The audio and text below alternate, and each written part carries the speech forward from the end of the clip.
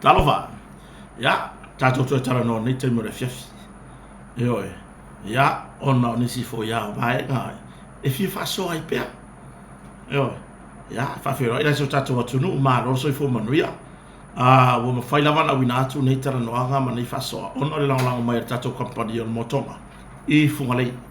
Wana ingalo a fai na misi se fa atau po se oloa sa e mana o ai se mea fale i le motonga i le tausanga lente nei luafe rusuma lima i fa pitoa sa fa ngasolo ai lea ua toi a mata le ni tausanga fou ma nisi o fa pitoa tato company on motonga e te sa fanga ai e fa atau le oloa lea sa e mo o lava iai i le tausanga te nei numero telefoni fa sotai lua fa o no fa o le numero lava lea e fa sotai e mea fale e fa sotai e fo i maritulanga i masini malori lua fa o no fa po o le tolu tasi valu po o le tolu tasi valu ya o le numero tato fartari malo e fa sotai fo i tulanga i vai ma fala au fale natura molo so fo maloloina fa sotai le lua fitu o tasi lua fitu o tasi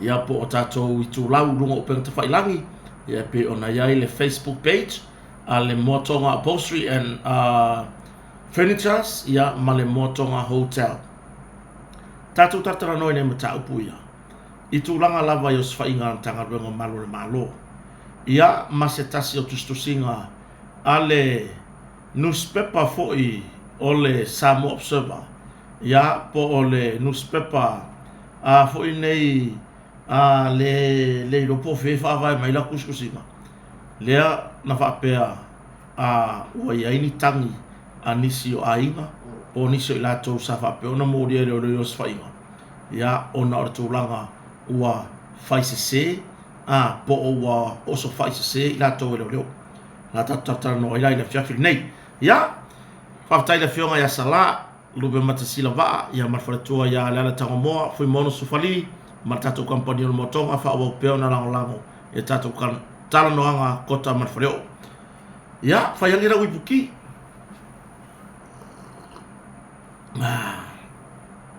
ise vai le au pong sa o kuilo o foi o rengo kota rono winga e o mono tata noanga le vai moi pe paipa moi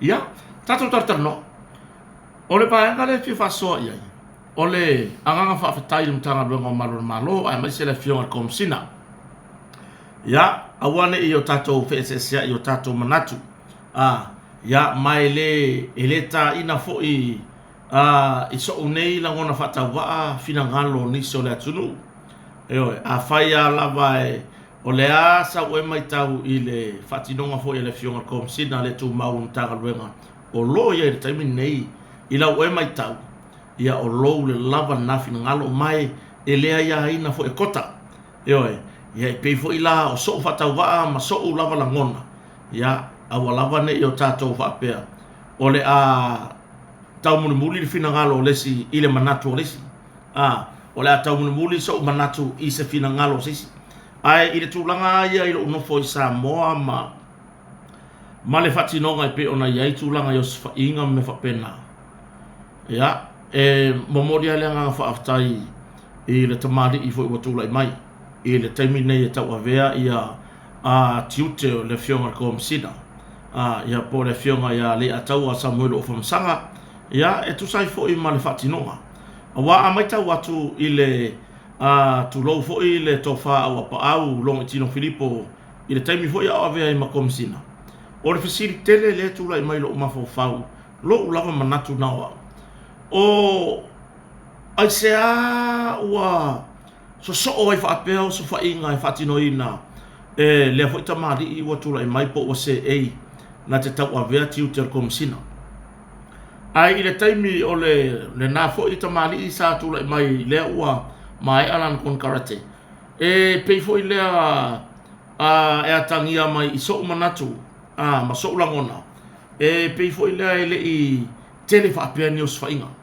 mai o tele fa tustosa po le pe o te fsiringia ai se po le fo elemento ai ia te uia o te tara noa taimi nei e mo mori ala nga whaafitai ma whaamalo ni tanga luenga o maru le malo ioe ia i lau mai tau wa olo no fo sa mo nei ai ngata fo i leo whaafonga tapuai asi o tatu watu no olo ai tau malele so se tu lalang ia i se whaatinonga fo i o tanga luenga o maru le malo ai mai se ia le komsina le tu mau ia po le fionga ia le atau o Samuel o humsanga i le tūlanga Iosfa inga o fuala ufasaina.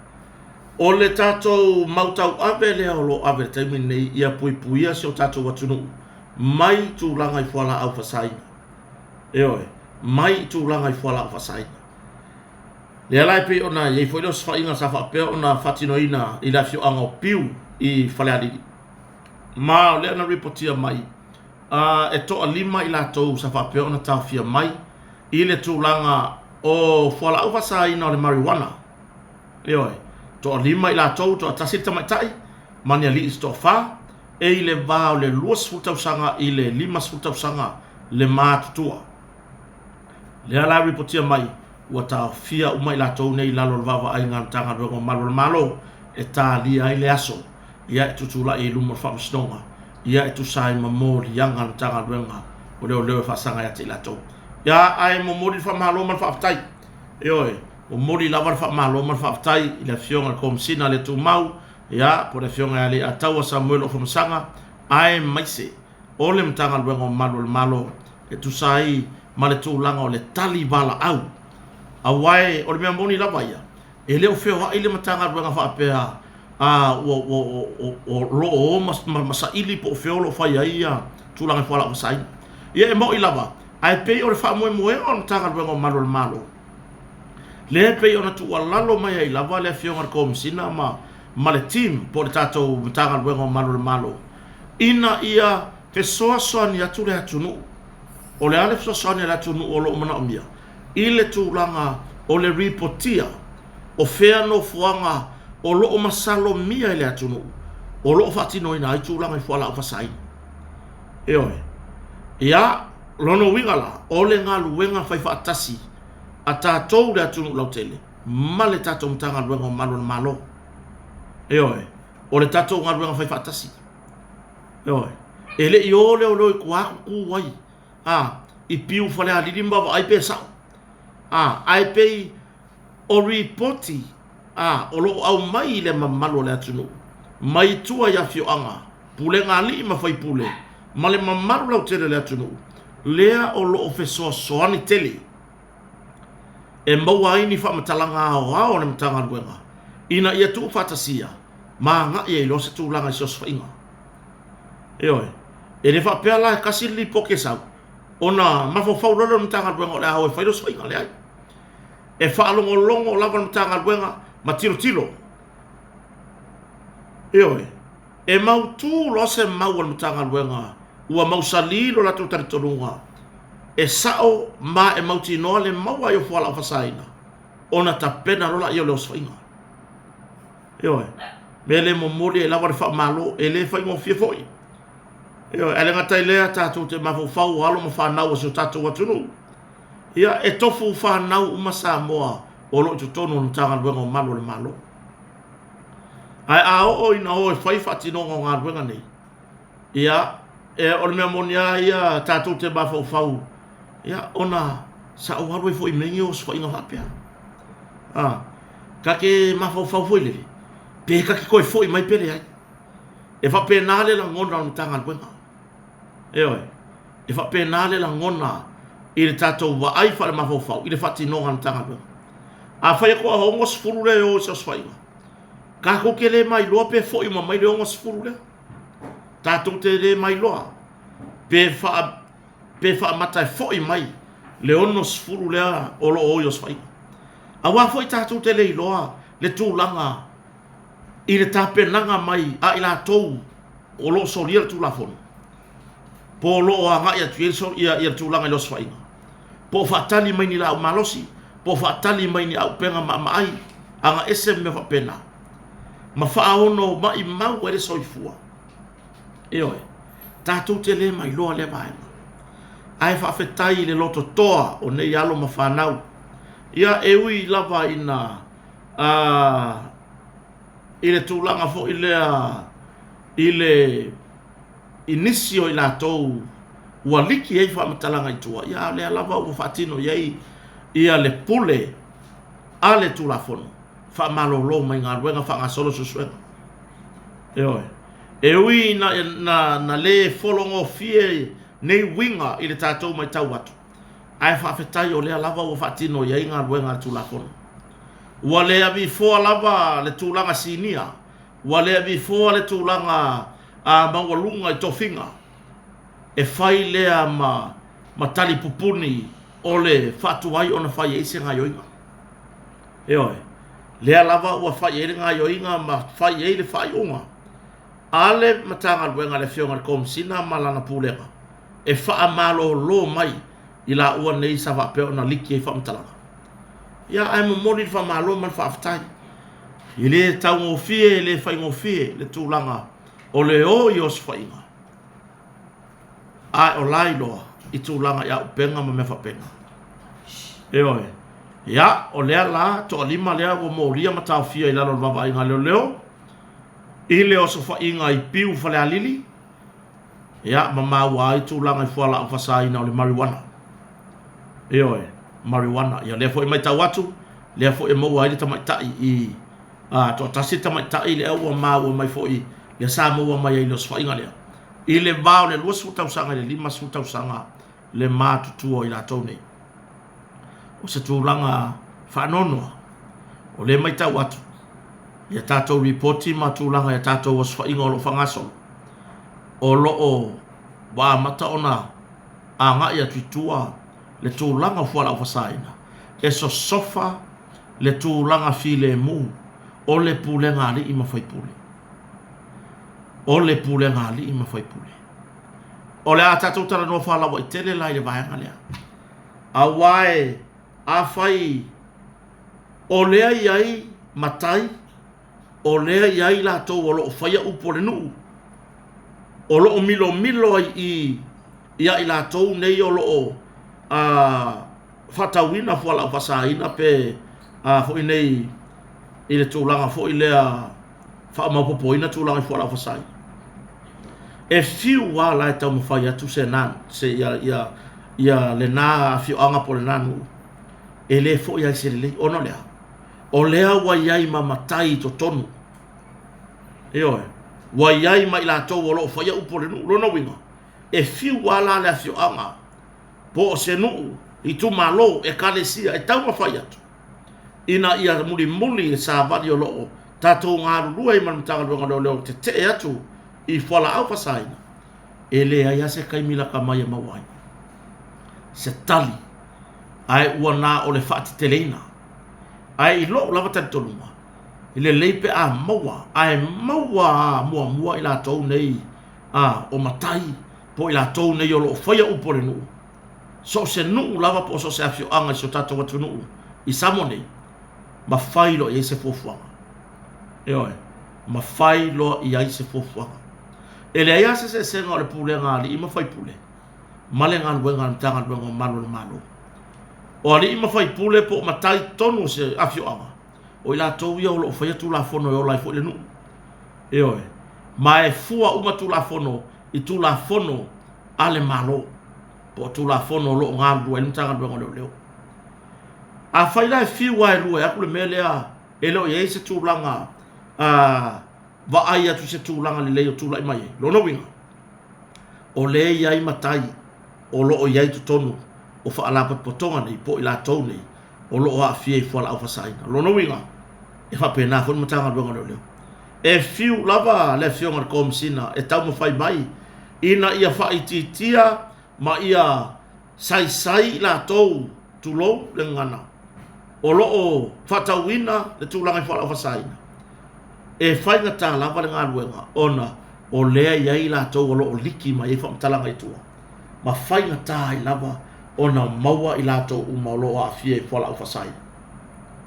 Ia, toi wha leo i lava le ngā whaatai, wa i lau mai tau i le nei i whai unga le latau sanga, ia, wa tau le ai, ia, mi lau wawa ai ma lau mai tau i whai unga le latau sanga i so tato atunu i samo nei, le ai ni wha lave tu ngā o ngaonga, pe o misa mai mawere soifua o whaulam tau ta vale ia o tūlanga e le vai tonu ainga whale ai ni whaulam whapena mai o tele i whaalongo foi wa lia e mai se report ya mtanga luengo Manuel Malo i le whai ungo la tau sanga ya Swefia a mea ua ia ni whaalave lave o ngaonga e mai mawere soifua ono lea ma na ia sa valinga ma na ia le ta inga le na oso mai ile amatanga o te sema fa unga mai o November te sema ile tatu tau mafai e tineia le malosi ma le ave o le oso fai mai o tūlanga i whalau pasai e mo mori e lawa le nganga whaafetai ile a foi tamali i wa tūlai mai ioe ia o le i mai loa lava po ai se komisina o tatu mtanga luenga a tonu walata mai se taimi ai pe tula i mai lea tamari ave mako mesina pe o seisi foi e fa apine a le fa fetai kota mar fareo ile fionga yali ataua Samuel wa famasanga ya ilo na taimi lea mai le taimi na ave ai ma ta yo matanga luenga e talia ai se komisina ona mtanga luenga leo ai watele le sao le ai ni fa lave tu nga maonga onolia na mata utia eo na mata utia le osofa inga o fala o fasaina tai pe yar me la fai me America ya te la to fo nei le immigration ani America ma tanga tolo overstay kai fa penga umani bene oso mai ina o tula mai le ata wa famsa eo mai olea se me le na fa na mai o le memo mua fa fetai i lea tamari i lona talia o se tu walalo ale minister ale mtanga luenga po le fionga ni i parmia de la udel marito langa o le mautau ave lea ale fainga malo tu lai mai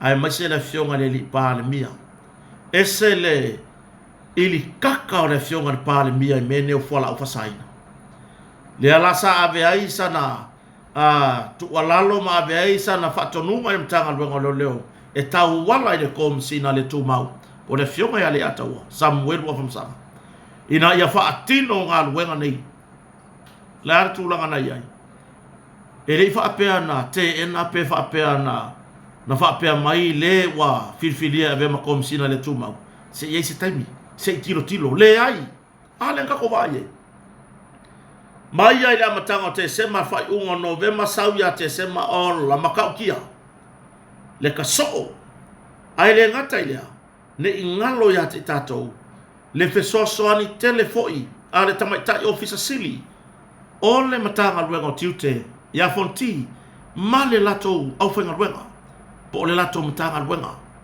o tiute o lo mata tu wina le tulanga i o loa au mai tutonu ioe ma tulanga i fola pasaina i lo lato sao taua nga luenga fai fatasi ma le komisina ma matanga luenga o leo lea na sao le muwai le faati noa ia po le vai tau a Sofia fia i to tonu so tato watu e o mai la i le taimi nei lea o te whai atula o tala ona o lea o te wherua ia i runga le au wala mo mai tau wa se a o koe wa ai ingi mongi ka ngaka fo inga le e kau mawhai e sau e kau mai aka ika o ia e ura le sa a wafo e sau ga ka mawhai e whai loa mai pe fai loi tanga tala tele o yeura la isa fe kong ya iso le fa penge ka miro so fa penge ya ga sa fa penge ai pa i lo male ala le ai masena mea e o i wo lo ai wa a mata o le to telefoi le o to o telefa ya tu po le ale pasene le o to tonu po wa lalo va va ainga ale tafia ale mtanga luengo malo ai i la o mai tau na o fa pena atu o le to a tele le o tonu ai o le to a tele foi le maua le ai le maua le to a tele ya o le nei soi fuanga i pe ona o fai atu Tana tatou o mai le lalolangi nei ma tatou filfilinga sa oloto. E rei fa apea mai le kua fainga o mele lei. Le sa utara no e fo i le tatou porkalami. E rei fa apea mai lava le atua. O i fo e fainga o mele lei. Le ai. Ngā alanga au mai filfilinga sa oloko. Ka ko ke haru i mele lei o ka ko e haru i mele ama. E oe. Ai o le fa au tautanga. Po le fa tō whala inga a le tangata soifua. E whai eila na ia. Filfilinga. Ia. E le whapea foi. O le o tātou. Tau le pua malafo ia te ila tō wafia. Ai tātou te tō manatu. O la lātou lea filfilinga. E oe. O la lātou lea filfilinga.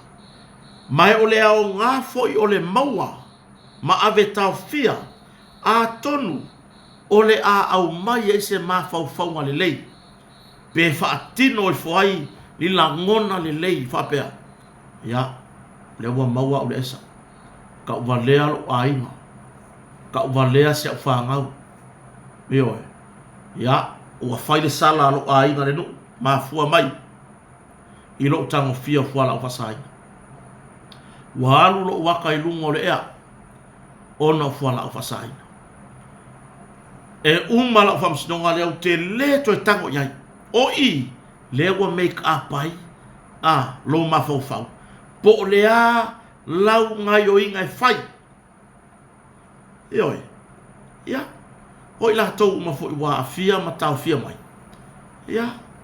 O la tau lava lea filfilinga. Ioi. O la tau lea filfilinga. Onisi.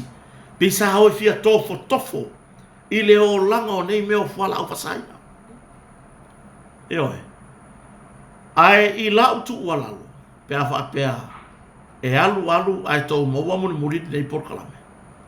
Po o loo tau whafafonga mai foi o tau o loo ele i maua au tau. Leko ke whaanglongo mai. Wa laua maua isi ai le i maua au kou.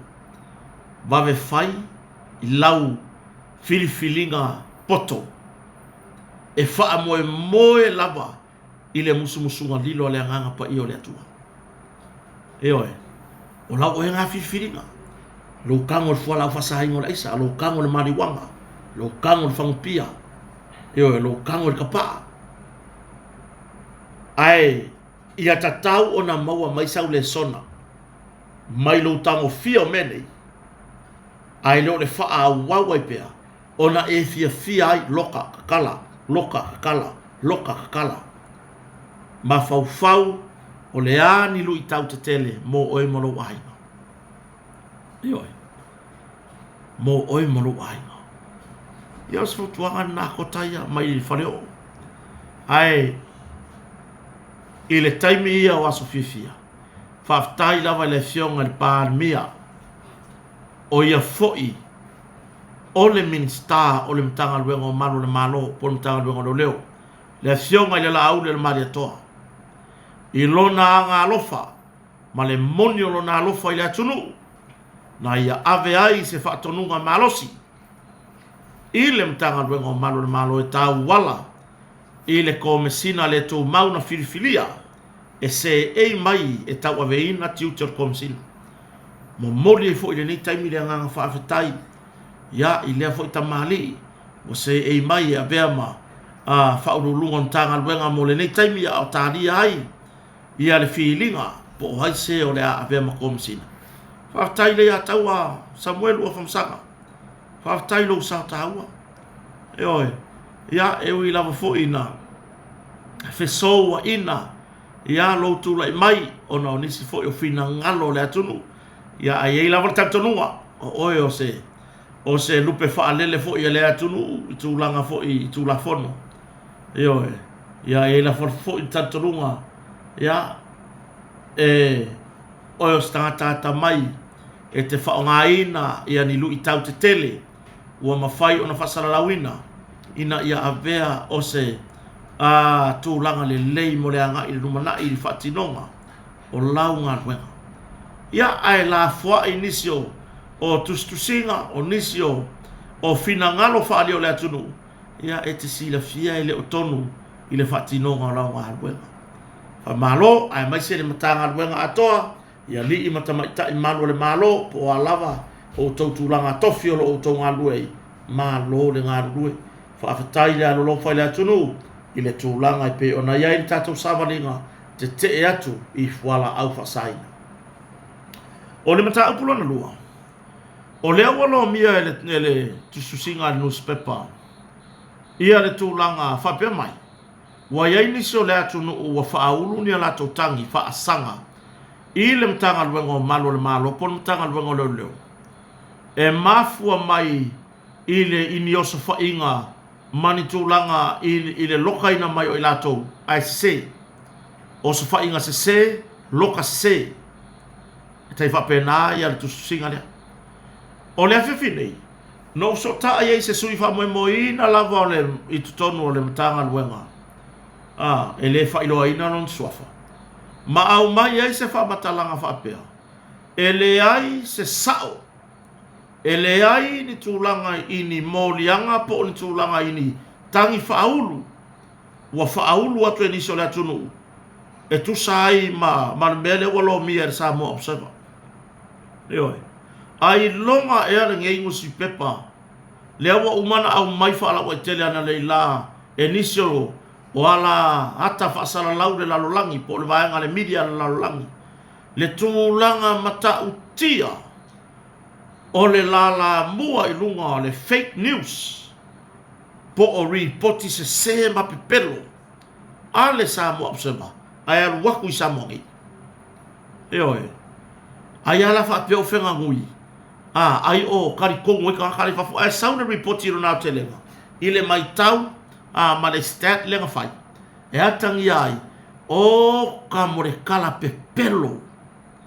Ioe, mo meo news pepelo, fake news. Lea whai la e tu singa lea. Whamai wa iei niso la tunu o whauru ni tangi e mafua mai I le loka se o so whainga se. Ma wase reporti mai tono ni tanga luenga nei la vale fiafi au teri tara no atu. Le se me whapeo tupu. Le aini tangi le atunu una whaau atu. E tu sai o ni tūlanga whapeo wase sen whaini os whainga. Po wase sen a loka mai nisi o I latou. Eoi. Mai o lea wau kiri ya kuarea. Ma kua pero kele ngengus pepa. Eoi, ma kua kou le ma fau kele. Kou kele kau mawhai e fesoso ani le mautau ave. O au ia. Nā ria e mai loa le ia wai pei o le mautau ave le o te e atu I fuala o fasai.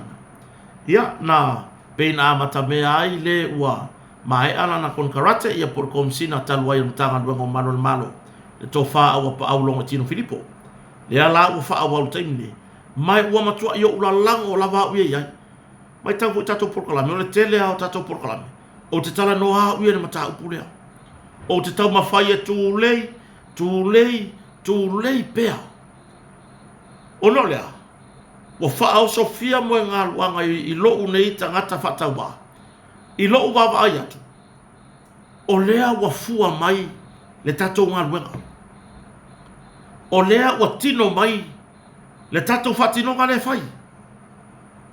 Anga whaapea le kingo mai. Ai. Iris emilie mai mo se kai mo ke kalango ai. Le wa kingo mai. Ai aua tu mai fo I le o filifili a vema. Komesina le tu mamutanga luenga oka. Makau kia. O lea lana mo mesatala mai tonu mutanga luenga. Le se me whaapea. Le aini tangi o whaaurua a mea. Ua se seni o swainga. Le aini tangi whaaurua a mea. Ua se senga loka mai nisi. Le ai. Eo e kou kala whaalongo. O kala nge I long tantonunga. O le maua mai e le autostala newspaper lea. Longo winga o le o. Le lopo o voi le whakausela ko mea mai lau kuleia. Nga maua mai leo whamakalanga se se ia. Ai mai lava le matanga luenga I le awhiawhi nei. Le eisesi. Le eisesi o whaurua se tangi. Eo le eisesi o whaurua se tangi. Na pau le mea lai o lo o. Tiro inu tanga luenga.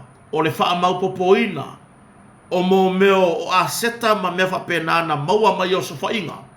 Ina ia awane I whese tai. Awane I tu whatasia.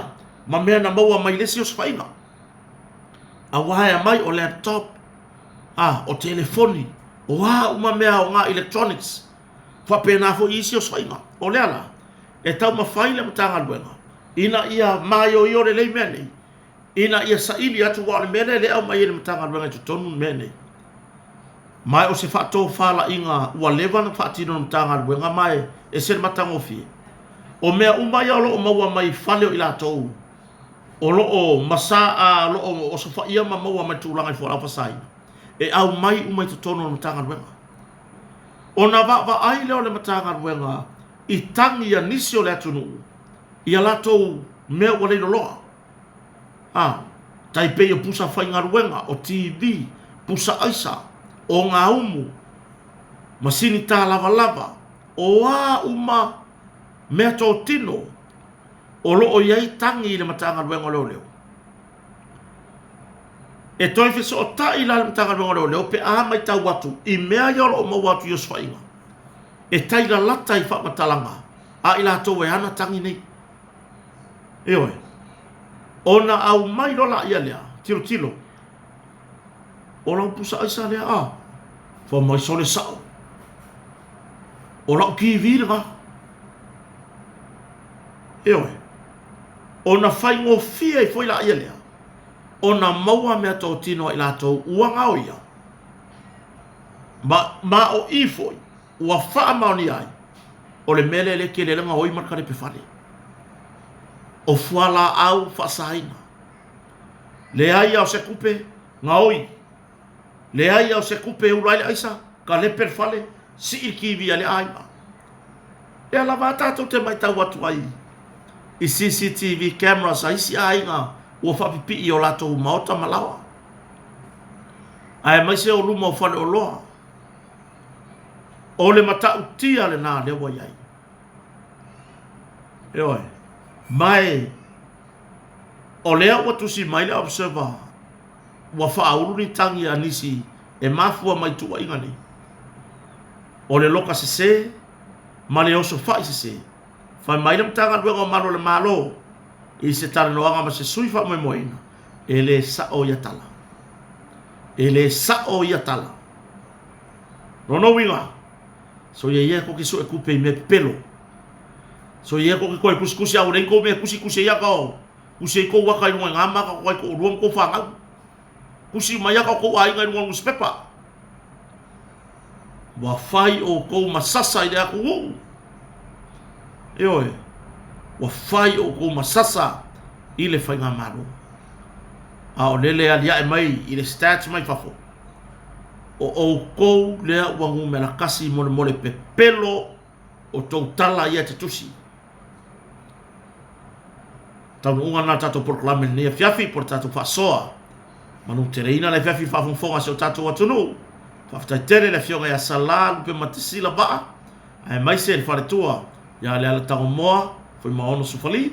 Male tato kampani o le moa tonga i funga lei. I le whaawa upea o na lango lango i le tato whasoa. Ko tamar faleo. Alofa tele mo se tato atunu. Manu ia tele le nei fiafi whainga malolonga. Whasai fuai.